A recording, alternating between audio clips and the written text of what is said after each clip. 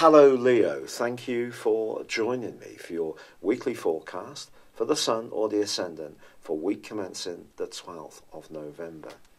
Venus has been tracking backwards since the 5th of October. This planet is known as the minor benefic. The greater benefic is Jupiter, so basically it is a planet of fortune. This retrograde may not have necessarily brought neat fortune, but it may have coincided with a time of reflection and reconsideration around very close relationships. This could be on an intimate basis, it could be with the people in your family or with close friends. Now the interesting thing is that of course Venus inverted and arrived into the sign of Libra, one of the two that it governs, and over the last week or the start of October it has been in an opposition with Uranus, which is quite unsettling but at the same time quite a sparky influence, and it may have given you an opportunity to socialise, although things may have been a bit fluid. You may have even had a sparkling attraction to somebody.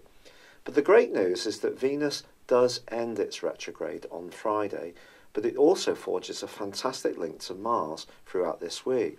Now, when Venus and Mars really collaborate, that obviously provides a well-balanced platform for the more feminine and masculine elements of how we interact and relate. Mars is actually going to be moving out of your sector of relating, where it's been broadly all the time since the middle of May, apart from a brief sojourn retrograde back into Capricorn, where it's going to be moving on Friday into the sign of Pisces, which is deep, passionate and steamy. An interesting transit that for you for the following 6 weeks. But Venus and Mars forging this great link, and the fact that Venus is coming to the end of its retrograde, suggests that something that has been a bit tangled can be improved, but it's not going to be without some application.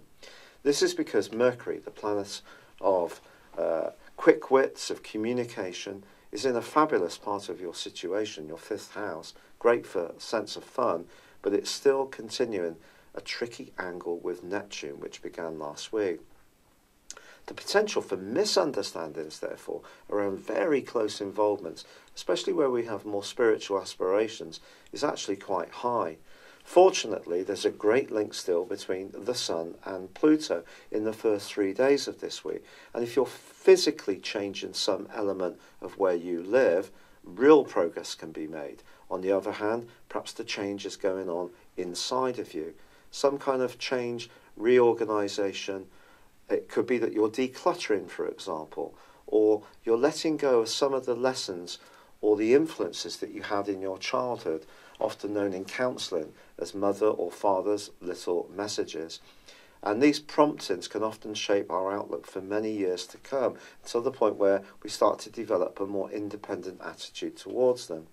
So some kind of alteration can go on in your thinking, but with Mercury and Neptune tangling, do go careful around anything to do with finance, risk, games of chance. Be very cautious is the prompt here, especially if someone's trying to promote something as being a wonderful solution. Now there is a quarter moon in your opposite sign of Aquarius midweek. Someone close to you could seem a little bit out of sorts, not necessarily easy to get to the bottom of what it might be, but patience and the passage of time do more than strengthen fury. So if someone does seem not to be coming back to you or responding in the way you're used to, just try to get to the bottom of why that might be. As the week draws to a close, Mercury does slam on the brakes. It's going to be in retrograde through to the 5th of December. This, in this part of your horoscope, suggests your social life could go through some changes. Plans can be made, then there can be cancellations, and these can happen at the last minute. This can be frustrating, but it could be you that also changes your mind about someone you like or you're attracted to, or about a social event that you decide to go to or not go to, depending on your unique circumstances. As I said before, Mars moves into your 8th solar house on Friday, where it will be for 6 weeks. This is an interesting transit because Mars is fiery, just like you, but Pisces is extremely watery. So your emotions around a very close involvement are certainly going to be enriched or heightened during this passage of time.